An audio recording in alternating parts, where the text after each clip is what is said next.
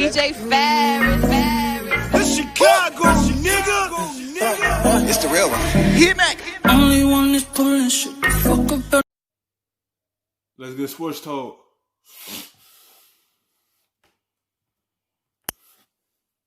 How it works nowadays, I don't have to tell you, is you want that guy to get some experience in his rookie year.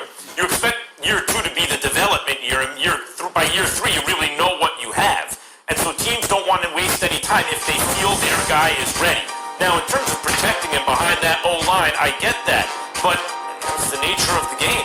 He's been hit a lot, and I suppose you can... It's the nature of the game, but once you go draft that guy number 1, and you know that's going to be your guy, and he show you promise in his first year that he's the one for you, it's like a marriage. It's like, okay, I put the ring on him. He's showing me enough that he's loyal. He's gonna be loyal to us, and he's showing us what he have coming to the table. He had a solid rookie year. Once you know that you are drafting that guy, you should have been start putting your line together to prevent this from happening. Cause don't get me wrong, it can happen, but also you have to put a line behind your franchise guy. You can't just look at it as, oh, we had the coaches. I trust the coaches just to put something together to be able to protect him. No, you go ahead and you put something around him to be able to keep him from getting hurt right now. This was bound to happen because he got hit too much time. He one of the most hit quarterbacks in the NFL right now in his rookie year. And that should have told him something that we really had to go out and get a line. When they go into the draft, they need driving linemen. They need to go ahead and go into free agency looking for linemen. Just don't worry about no other position with that position. Hey, well, the more you get hit, the more likely you are to suffer catastrophic injury, and then here you go, right? But like Eli was hit a lot early too, and guys like Rivers and those guys, and the luck of the draw or the way they were put together, whatever it is, they had Iron Man streaks, and so like a shot like the one he took, which by the way was so I don't even want to see the replay. That looked ugly to me. That looked bad. The shot he took is more likely to happen behind a porous offensive line, but and quarterbacks are more mobile than they used to be. But I think the formula is going to be for the foreseeable future. It seems to me you want to get that guy experience right away. The line's probably not going to be that good. That's why they're picking so high in the draft. If you have a top pick, upper first round pick at under center, and he's going to take some shots, and if he's durable, he's going to maybe have a great career, and if he's not, maybe he won't. And Burrow just got caught in a bad situation. I think if they could do it again, some of the details you point out would be done differently, but the basic idea of getting him a lot of reps as a rookie, I think, is here to stay. Mike Tannenbaum, always good to see you, buddy. Let me say this. There's no secret here. I disagree with you. You know this. What I would tell you is this. If your argument is that the Cincinnati Bengals had a putrid offensive line, then I'm with you. Because the number one objective is to protect the quarterback. We get that. And Joe Burrow was sacked 32 times this year. Dropped back 404 passes. That's too much. That is too much. That is on the Bengals organization. And I'm a Bengals fan. I'm from here. I stay here. I'm disappointed because 32 times?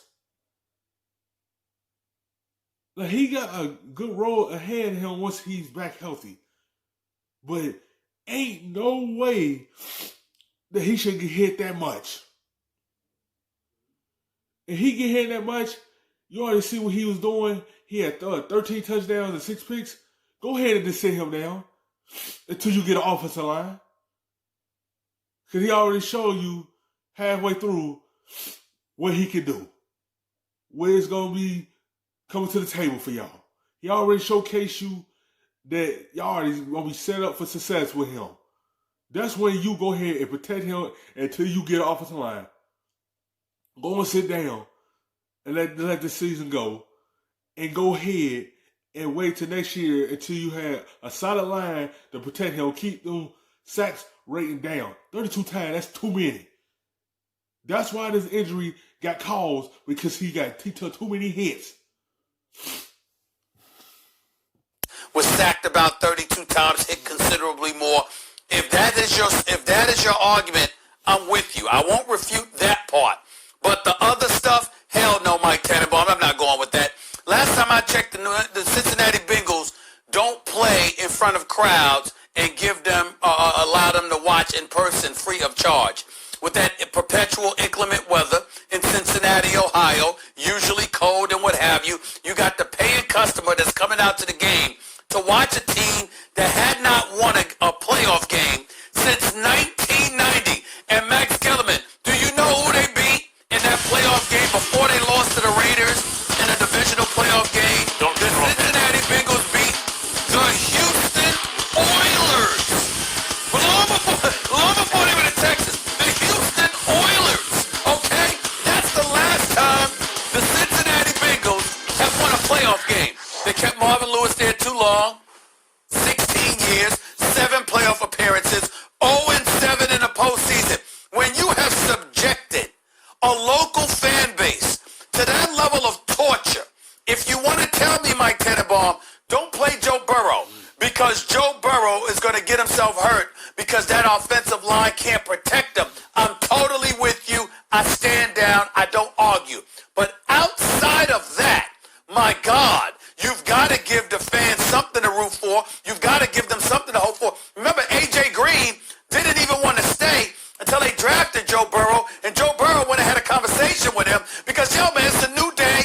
I'm here. I'm ready to go. Let's do this. You got to make sure that you have a culture in place, even more so than protecting them.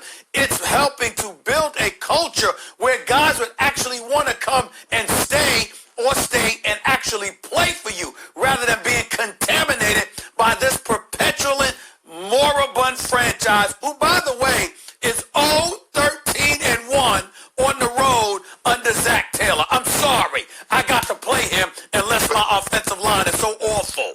That's the only excuse. Stephen A., I agree. And the only way you're going to turn around that perpetual moribund franchise, take a page out of the Kansas City Chiefs. Patrick Mahomes played in one game his rookie year. No one's talking about that. So if you want to please those paying customers in Cincinnati, create your own icon, your own foundation. The object of the exercise is to put Joe Burrow in the best place to be successful, short term and long term. So my point is two parts. One is play Andy Dalton early until you know what's going on in terms of protections, understanding how to slide protections, and like, once he showed you enough, he should have been sent down. Go ahead and put Ryan Finley in there and let him just play. Joe Burrow showed us enough what's to come. We don't have the offensive line for him this season. We want to protect him. No, we want to keep him out there and let him continue getting sacked and let him continue getting hit like this. And look how it end up. You got to learn what you have and learn how to protect that player.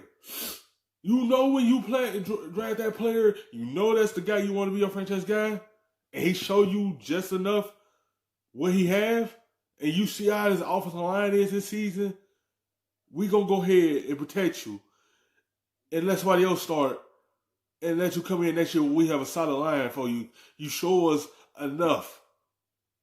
I understand that you want to get our fan base something to hope for, but you gotta protect him. He got hit too much, and it led up to something that shouldn't happen. They should have just set him down, and they know this offensive line wasn't good. Then we on 13 on the road with Zach Taylor. Something has to give. When this season over with, they have to fix this line and figure out what they're going to do with this coaching staff. because an offensive line coach can't coach. Zach Taylor, he haven't shown anything yet. Defensive coach haven't shown anything. They have to figure out a lot of things to build a culture here. They have to go in there and figure out a lot of things that's going on to put something around Joe Burrow. For the nuances of your offense. And then secondly, guys, more fundamentally, how about Gio Bernard? How about Joe Mixon? How about a little bit more balance to your offense? I work with Zach Taylor. I like Zach Taylor, but I'm sure if he went back and did an autopsy of how we got here, he would have been more balanced. He would have had Dalton, much the way that Tua's had Ryan Fitzpatrick, Justin Herbert has had Tyrod Taylor, and bring them along slowly. And I would push back too on this, Stephen A., which is this year, Andy Dalton early on probably would have given you a better chance to win than Joe Burrow because he has a lot of time in the offense, much the way we've seen other quarterbacks operate teams that they've been with for years and years and years. Hold on. Mike, in terms of the injury, Hold on, real Matt. quick, Stephen, I'm just curious. But I want to know about the injury. How him like when you say knowing the nuances of the offense, are you suggesting had Andy Dalton started, Joe Burrow would have enough knowledge of the offense that he wouldn't have just suffered a catastrophic injury? Because even had you started Andy Dalton, eventually Joe Burrow's playing, and it's a bad line. No, and look, I would say this. I don't think that's exactly what happened yesterday. That could have happened on play 1 or play 1,000. That's fair. However, he was sacked 32 times, and the cumulative effect of those hits, ask Deshaun Watson, that doesn't help quarterback development. And again, you want to make this guy successful for 10 years, not 2020. And again, you could look at Mahomes. I saw in my own career with the New York Jets, Chad Pennington sat for 2.5 years behind Vinny Testaverde. And I'm not saying Dalton is perfect, but he would have been functional. And again, it would have allowed Burrow to understand how to protect himself better. So it wasn't just about the catastrophic injury about yesterday, but it was also about all those unnecessary hits he's already taken. Thanks for watching.